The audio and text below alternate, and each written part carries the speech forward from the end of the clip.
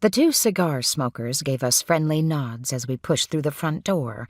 We hadn't taken 2 steps into the foyer before a meaty hand grasped George by the arm. I pulled up short behind him.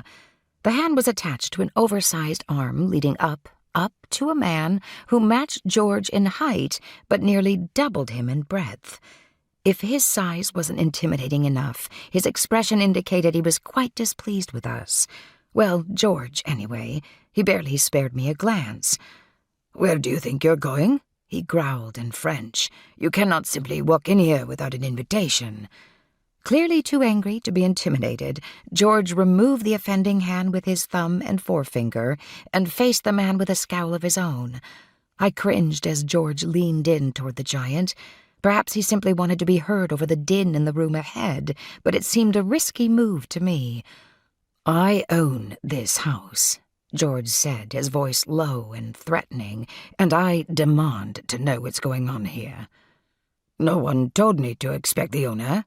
The man's tone and expression calmed the tiniest bit. He looked George up and down, taking in his expensive clothing, his bearing, his genuine anger. Then he flicked his gaze to me and seemed to decide that it might be wise to take George seriously.